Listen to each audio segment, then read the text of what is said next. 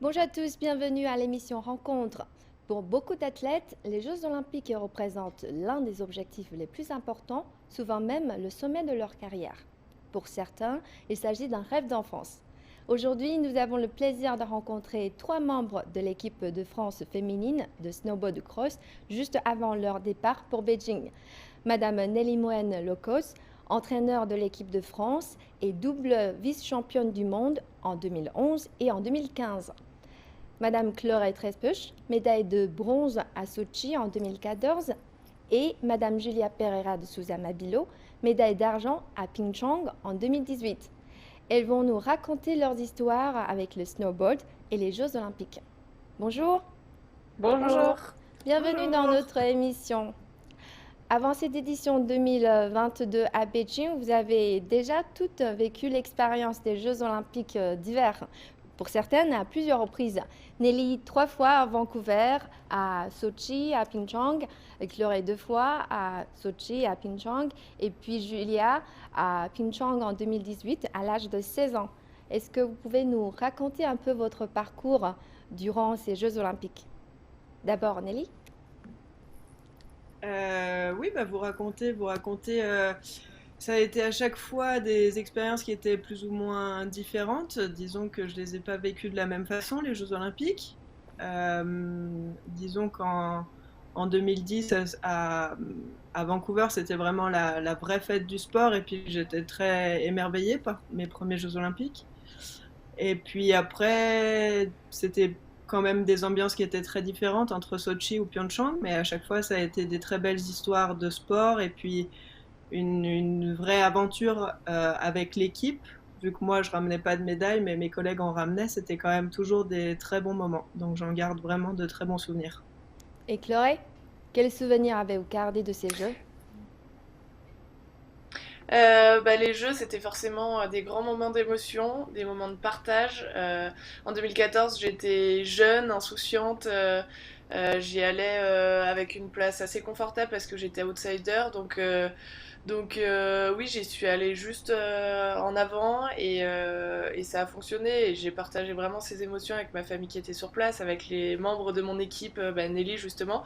Donc c'était vraiment un moment très fort. Et Pyeongchang, c'était un peu différent. J'étais plus en position de favori, j'avais plus de stress. Je fais cinquième, donc forcément une frustration d'être si proche d'une médaille, mais quand même sans médaille. Mais voilà, ça m'a permis avec du recul d'apprendre sur moi aussi. Et je pense que l'échec permet la remise en question et puis l'avancement aussi dans l'entraînement et dans les prochains objectifs. Et puis voilà, il y a eu 2 belles médailles françaises à Pyeongchang, donc il y avait quand même beaucoup de joie dans cette équipe de France. Et Julia, vous avez sans doute gardé un très bon souvenir lors de vos premiers Jeux olympiques. Ouais, ouais, moi c'était un super souvenir Pyeongchang.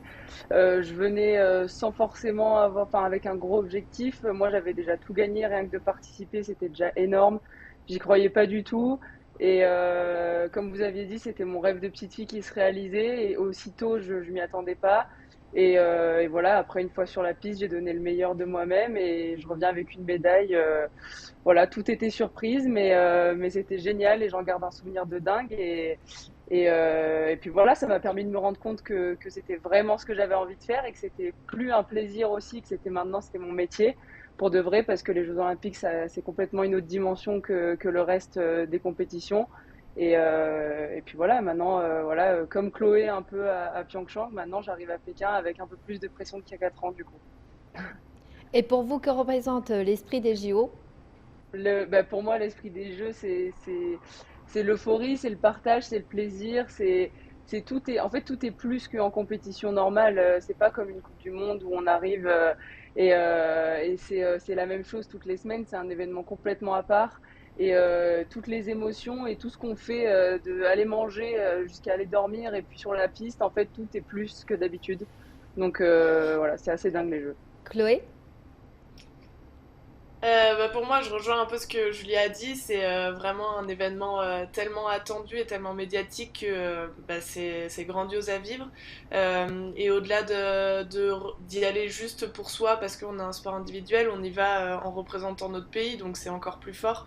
On joue le tableau des médailles, essayer de rapporter le plus de médailles à la France. Donc il y a vraiment cette dimension nationale et on a l'impression que tout le pays est derrière nous et donc ça donne de l'énergie et encore plus d'importance à cet événement. Et Nelly, pour vous? Les deux filles ont dit précédemment et moi je vais le vivre certainement différemment aussi cette fois-ci vu que je suis de l'autre côté. C'est pas moi qui ramène une médaille, c'est vraiment je vais essayer d'apporter quelque chose aux athlètes pour que eux puissent être à 100% ce jour-là et puis qu'ils se dépassent et qu'ils accomplissent ce qu'ils sont venus faire en fait finalement. Et vous avez toutes les trois commencé à pratiquer ce sport très jeune. Comment est née cette passion pour un sport qui était peu connu à l'époque? D'abord Nelly. Bon, j'ai toujours été dans le milieu de la neige puisque mon papa est moniteur de ski. Donc j'ai toujours été, enfin j'ai été très vite sur les pistes. Et puis n'accrochant pas particulièrement avec le ski alpin, je me suis tournée assez naturellement vers le snowboard.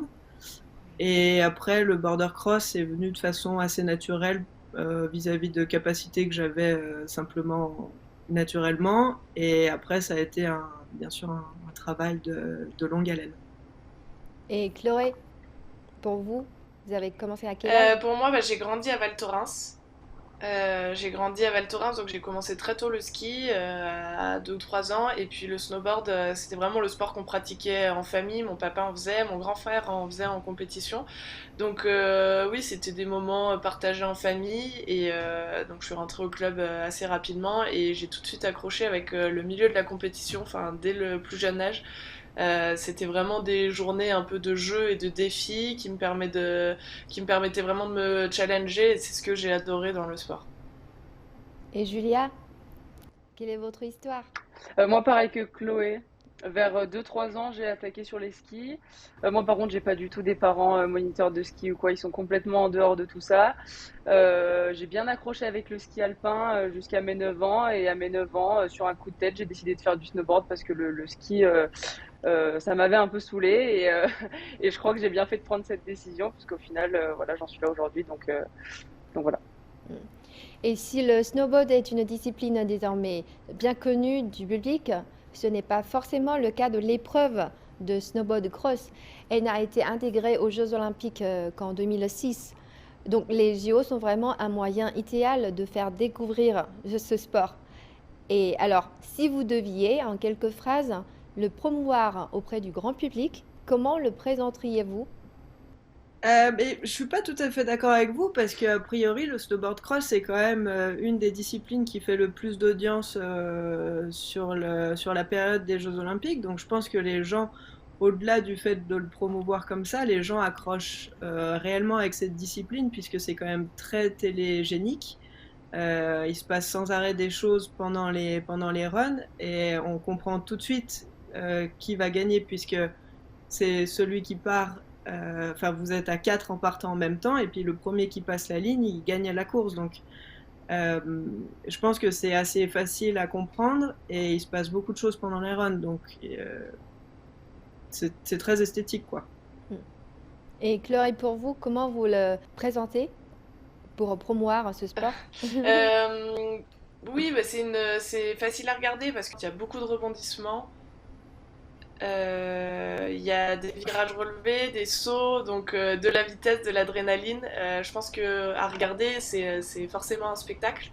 Nous, à vivre de l'intérieur, c'est vraiment extra. Et en tant qu'athlète, la chance qu'on a d'aller au jeu, c'est aussi d'être ambassadeur de notre sport. Donc oui, ça apporte de la médiatisation, de la visibilité à ce sport qui est aussi ludique à pratiquer qu'à regarder. Donc j'espère que ça donnera envie à plein de jeunes de se lancer. Et Julia? Moi, je suis d'accord avec les deux.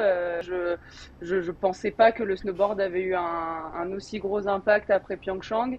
Et à l'aéroport, en rentrant chez moi après les Jeux, il y a un couple de personnes âgées qui est venu vers moi qui m'ont reconnu et qui m'ont dit votre sport il est super, on le connaissait pas, c'est génial, c'est super chouette à regarder à la télé. Et donc on a toujours des retours super positifs des gens qui regardent le snowboard cross. Donc oui, c'est spectaculaire, c'est facile à comprendre et en plus nous on se régale. Donc je pense que c'est une discipline qui peut que grandir avec le temps. Avez-vous des anecdotes à nous raconter liées à ce sport? Lié à ce sport, oui et non, mais il y a 4 ans avec Chloé et Nelly, en arrivant à Pyeongchang, on avait vraiment envie de profiter de tout ce que les infrastructures avaient à nous offrir. Et donc du coup, on est allé se faire une petite séance coiffure dans le village olympique, toutes les trois, tranquilles, avant d'attaquer nos épreuves, afin d'être les plus belles. Voilà. Bah, pour moi, une anecdote sur Pyeongchang, c'est la surprise de ma petite sœur qui pouvait pas venir normalement me voir aux Jeux Olympiques parce qu'elle était en études aux États-Unis. Et bah, la veille de la course, elle m'a fait la surprise et bah, elle a traversé le monde entier pour venir me voir. Et donc, en bas de la course, juste en bas du parcours après les entraînements, j'ai vu que ma petite sœur était là et c'est vrai que de pouvoir partager ses émotions des Jeux Olympiques, que ce soit une victoire ou un petit échec avec sa famille sur place, ça a vraiment marqué cet événement et je me suis rendu compte à quel point c'était important d'être soutenu dans notre carrière de sportif de haut niveau qui est parfois hyper exigeante et oui, c'est un ascenseur émotionnel, c'est des joies très fortes, mais ça peut être des frustrations très fortes aussi. Et je pense que l'importance d'être entouré fait la qualité du rebond pour se remobiliser et repartir sur des nouveaux objectifs. Donc voilà ma petite anecdote à moi. Je pense que mon moment olympique le plus fort et qui est peut-être un peu pas étonnant, mais c'était la médaille de Pierre à Sochi. Donc, d'après mes calculs, ça serait sa première médaille d'or. Nous, on avait fait la course des filles la veille. Et alors, j'avais moi personnellement raté mes Jeux Olympiques. Et Chloé avait fait une médaille, mais c'est toujours difficile d'accepter, je pense, dans les 24-48 heures, les premières, un peu l'échec. Et on s'est retrouvés, les 4 filles, en bas de la course de Pierre. Et on l'a vu évoluer tout le long de la compétition et mettre les choses en place et pour se retrouver à être les 4 en train de se pleurer les unes dans les bras des autres quand Pierre passe la ligne d'arrivée en premier. Et ça, je pense que émotionnellement, c'était très fort et ça montre aussi à quel point un sport individuel peut aussi se partager avec toute une équipe. Et voilà, ça n'a donc ni queue ni tête, mais c'est comme ça. Et avant, avez-vous des porte-bonheur pour les Jeux, Julia? Oh, moi j'ai un petit truc, mais c'est une petite bêtise. C'était il y a 4 ans. La meilleure amie de ma maman m'avait donné son porte-bonheur à elle avant que je parte. Et donc je lui avais promis que je le mettrais dans ma poche, chose que j'ai faite. Alors du coup, bah, depuis ce jour-là, évidemment, le hibou est toujours dans ma poche. Évidemment, c'est juste dans la tête, hein, c'est pas grâce à ça que je fais bien du snowboard. Mais, mais voilà. Au contraire d'autres disciplines, on constate qu'en snowboard cross, il est très rare qu'un athlète parvienne à accaparer les podiums. Les épreuves de snowboard cross nous réservent toujours leur lot de surprises. Alors dans ces conditions, comment conserver la forme et garder un état d'esprit positif, sachant qu'on va relever un défi plein d'incertitudes? Chloé? Je pense que les incertitudes, on peut les gommer avec le travail. Oui, il y a des chutes, mais on travaille pour apprendre à prendre la bonne décision le plus vite possible, éviter les chutes devant. On fait beaucoup de préparation physique pour être solide dans les virages et sur les sauts et du coup éviter nous-mêmes les chutes. Euh, oui, je pense qu'un athlète complet qui a vraiment travaillé pour justement essayer de gommer ses incertitudes peut rester longtemps sur les podiums, à l'image de Pierre Voltier qui est quand même double champion olympique, donc pendant 8 ans il a été au sommet de sa discipline. Je sais même pas combien il a eu de podiums en Coupe du Monde, mais c'est énorme, donc je pense que c'est possible, mais après, oui, le côté excitant de notre sport, c'est aussi que tout peut arriver et que la place du favori peut être renversée à tout moment. Et voilà, à chaque compétition, on repart à zéro, on peut jamais rester sur ses acquis. Et c'est ce que j'aime aussi dans mon sport, c'est que tout ce qui est fait, mais ça va pas forcément impacter le futur. Et c'est la remise en question permanente et le travail et l'avancée qui va permettre de rester régulier. Et Julia, vous êtes la plus jeune Française médaillée aux Jeux olympiques d'hiver. Vous avez remporté une médaille d'argent lors de votre première participation aux Jeux olympiques d'hiver à Pyeongchang. Donc, vous avez démarré votre carrière en fanfare. D'après vous, quels sont vos points forts, vos principaux atouts? Voilà, c'est une question un peu compliquée. Ouais, j'ai commencé en fanfare, comme vous dites. Après, il y a eu un gros moment de creux avec plus grand-chose. Voilà, les jeux, c'est quelque chose qui m'a beaucoup touchée sur beaucoup de points. Je me suis beaucoup remise en question, savoir si j'avais vraiment envie de faire ça de ma vie. Comment est-ce qu'il fallait que je le fasse si je voulais être au top de ma discipline le plus souvent possible. C'est assez compliqué. Je pense que je suis une bonne starteuse. Voilà, le start sur certains parcours, c'est vrai que c'est super important. Et je pense que j'ai des bons atouts pour réussir sur pas mal de starts. Il y a quelques temps, j'étais pas mal en l'air aussi. J'ai un peu perdu ça. Il faut encore travailler là-dessus. Et après, voilà, c'est le but du sport de haut niveau, c'est de tout le temps progresser. Il me reste encore beaucoup de travail. J'ai que 20 ans. Et j'espère que ma carrière est encore longue. Donc voilà. Et Nelly, en 2020, vous avez annoncé la fin de votre carrière sportive après 14 années en tant que snowboardeuse professionnelle et vous êtes ensuite devenue entraîneur de l'équipe de France. Comment analysez-vous ce changement de rôle?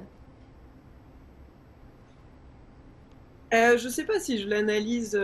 Déjà, les choses se sont faites assez rapidement. Enfin, ma fin de carrière, elle était quand même plus ou moins programmée avec l'âge, l'avancement de l'âge, etc. Mais le fait de passer directement coach, c'est pas quelque chose que j'avais trop envisagé. Je me suis retrouvée un peu là comme pour me dire que c'était une opportunité à pas louper et puis que c'était forcément intéressant. Donc l'analyse, je la ferai peut-être plutôt en fin de saison. Après, ce que j'en tire sur le début de saison, c'est que c'est quand même presque plus stressant finalement d'être de l'autre côté de la barrière, de regarder les athlètes, de leur transmettre un peu les infos et puis parce qu'une fois que je leur ai dit mon point de vue, alors c'est à eux d'être en action et de faire les choses. J'ai plus vraiment d'impact sur eux, ce qu'ils ont à faire, donc c'est presque plus stressant, je dirais, d'être sur le bord de la piste que d'être vraiment acteur de la compétition. Et comment vivez-vous cette nouvelle mission en tant qu'entraîneur? Je suis super stressée du coup. Non, non, non, pas du tout. Non, j'en rajoute un petit peu, mais non, mais c'est super parce que au lieu de faire la compétition et d'avoir la possibilité de ramener une seule médaille en étant athlète, alors là maintenant au jeu, je vais me présenter avec 4 athlètes femmes et puis 3 athlètes hommes. Et alors ça fait d'autant plus de chances de médaille. Et ce qui est bien dans ce groupe, c'est qu'on a un groupe qui est très solide. L'équipe de France, elle est très performante depuis 2006. L'arrivée aux Jeux, elle a toujours ramené des médailles aux Jeux Olympiques. Donc ça, c'est une certaine pression quand on passe du côté de l'encadrement. Mais le point positif, c'est qu'on a une vraie densité dans cette équipe et des chances de médailles qui sont fortes quand même. Et Chloé, durant la Coupe du Monde 2021-2022, vous avez remporté 3 podiums, une médaille de bronze en Autriche et 2 médailles d'argent en Russie. Vous êtes satisfaite de ce résultat? Un de mes objectifs cette saison, c'était vraiment d'aller chercher la régularité sur la Coupe du Monde parce que j'ai toujours eu un peu des contre-performances et des bonnes performances sur mes saisons. Pour l'instant, oui, ça me plaît. J'ai forcément eu cette régularité. J'ai emmagasiné de la confiance. Après, pour moi, la confiance, c'est quand même, ça reste juste un élément de confort et c'est pas ça qui va faire la performance aux Jeux Olympiques. Mais j'arrive un peu plus sereine que si j'avais fait un mauvais début de saison. Après, au jeu, tout peut arriver et c'est course d'un jour et c'est celle qui arrivera à tout aligner, la gestion de la pression, le physique, le technique, le jour J qui ira chercher la médaille d'or. Donc voilà, il y a encore beaucoup à faire, mais je suis déjà satisfaite de mon début de Coupe du Monde et voilà, hâte de continuer. Il reste encore une étape le 29 en Italie, juste avant de décoller pour Pékin. Donc un beau programme. Et Julia, en novembre dernier, vous vous êtes blessée au genou droit durant l'entraînement, à seulement 4 mois des Jeux olympiques d'hiver de Beijing. Cela a été une période difficile pour vous? Oui, l'acceptation de la blessure, c'était un peu compliqué. J'ai essayé de gérer ça au mieux. J'ai passé un été un peu compliqué sur le plan mental. J'étais très fatiguée. J'ai essayé de me dire que c'était un petit signe de la vie, qu'il fallait que je me repose et que c'était pour revenir plus forte. Donc finalement, après quelques jours, j'ai pris ça un peu plus cool que ce que je l'avais pris quand je me suis blessée. Et puis voilà, ça s'est très bien passé. J'ai passé 6 semaines à me ressourcer, à passer du temps avec la famille, les amis, m'occuper de mon genou. Et puis ensuite 6 semaines en réathlétisation à Albertville pour retravailler en salle de muscu le bas du corps. Et puis voilà, et puis j'étais de retour début janvier avec l'équipe en Russie. Pas un retour facile, mais bon, entre le genou et la cheville, quelques mois aussi plus tôt à Vezona. Voilà, c'est un retour normal, je pense, sans entraînement, en ayant perdu tout le travail de l'été. Et puis voilà, et puis là, j'espère qu'à Cortina, je vais réussir à produire du bon snowboard pour arriver un peu en confiance à Pékin. Voilà. Mm. Et Nelly, pour votre part, en tant que coach, que pensez-vous de la performance de vos athlètes durant cette saison de la Coupe du Monde? Mais on a fait plus ou moins le tour. Chloé attaque sur des belles bases parce qu'elle trouve un petit peu de régularité. Après, ce qui est bien avec Chloé, c'est qu'elle a un peu un caractère de diesel. Donc elle attaque comme ça sur des bases un peu flottantes. Et puis derrière, une fois que la compétition arrive et puis qu'elle se retrouve face vraiment à l'objectif, elle est capable d'aller chercher un petit peu plus loin à chaque fois. Donc ce qui est très positif pour la suite. Et Julia, sa préparation a été un petit peu tronquée avec cette blessure en début, vraiment en tout début de saison. Mais elle a montré de belles choses aussi en revenant en Russie et puis surtout la semaine passée en Autriche. Donc je sais qu'elle est capable d'aller vite et je pense qu'elle s'en est rendue compte aussi. Donc on a quand même là 2 éléments qui sont très forts dans l'équipe et qui sont en plus un peu moteurs entre elles, qui sont capables de s'entraîner. Donc c'est bien d'avoir deux fusées dans une équipe, c'est très bien parce que les deux se tirent un peu vers le haut et on peut que avancer et que aller chercher de belles performances avec ça. Et comment évaluez-vous les chances de cette équipe féminine de France à l'occasion de ces JO de Beijing? Et je vais pas donner de médailles ou de peu importe. Et moi, ce que j'aimerais qu'elles comprennent, surtout les filles, c'est que à partir du moment où le travail a été fait en amont et qu'elles arrivent prêtes et qu'elles arrivent sûres d'elles et à n'en pas douter, elles peuvent arriver sûres d'elles sur une épreuve des Jeux Olympiques qui se présente là d'ici quelques semaines. Une fois qu'on a été capable d'empiler le travail de façon convenable sur les années précédentes et sur les mois précédents, alors c'est juste une compétition normale. Les participantes au départ, c'est les mêmes auxquelles elles font face le reste de la saison sur les Coupes du Monde. Et voilà, c'est simplement d'essayer de se détacher aussi un petit peu de l'enjeu parce qu'au final, c'est juste une course de snowboard. Les modules, ça va être les mêmes, les participantes, ce sont les mêmes. Et elles sont tout ce qu'il y a de plus capables d'aller chercher de belles choses. En fait, vous avez déjà testé les sites des Jeux olympiques d'hiver de Beijing en novembre dernier. Quelles sont vos impressions? Chloé? C'était chouette de pouvoir découvrir le site olympique en avant-première en novembre, prendre les informations surtout techniques sur la qualité de la neige, le vent, le parcours, la découverte d'un parcours qui était très physique, très long.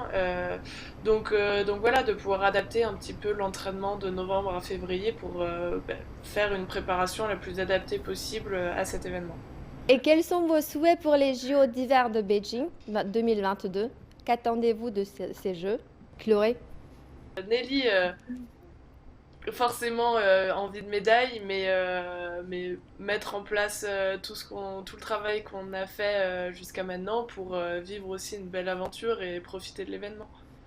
Il faut souligner que maintenant, on a 2 épreuves. C'est la première année qu'on a une épreuve en équipe aux Jeux Olympiques. Donc une fille et un garçon qui courent ensemble. Et donc du coup, ça fait une chance de plus de remporter une médaille. Et donc voilà, et peut-être aussi une chance d'en ramener 2. Donc c'est génial. Wow, oui. Et quels sont vos projets, vos ambitions pour cette nouvelle année, Julia? Pour cette nouvelle année, eh ben, déjà réussir à retrouver un peu le top de ma discipline, j'espère, sur les prochaines Coupes du Monde qui arrivent, celles avant les Jeux et puis celles qui restent après. Et puis voilà, retrouver mon niveau, parce que c'est vrai qu'en Russie, j'ai pas du tout retrouvé mon niveau. Voilà, même si j'ai fait des belles choses et que le fait d'avoir retrouvé un parcours, ça fait du bien, j'étais pas au top de ma forme et j'ai vite envie de changer ça et évidemment voilà revenir avec une ou 2 médailles j'espère. Voilà, c'est forcément. Et les Jeux olympiques d'hiver de Beijing ont lieu durant la fête du printemps, la plus importante fête de l'année en Chine. Et pour cette occasion, Ouais. vous voulez bien Ah, adresser vos meilleurs vœux à nos téléspectateurs chinois? Ben oui, bonne année chinoise à tous. Merci de nous accueillir pour cet événement sportif qui est si important pour nous. Et puis on sera ravis de découvrir un petit bout de la culture chinoise. Mm. Joyeuse fête du tigre à tous. Non, joyeuse fête du printemps et belle année du tigre à tous. Julia? et moi, Wosh Julia, et bonne fête du printemps à tous. Oh, merci. Merci d'avoir participé à cette émission et d'avoir partagé avec nous votre expérience du snowboard et des Jeux olympiques d'hiver. Je vous souhaite bonne chance pour les JO d'hiver de Beijing 2022. Merci. Merci beaucoup. Merci beaucoup. Au revoir. Voilà, c'est la fin de cette émission Rencontre. Merci de nous avoir suivis. À la prochaine.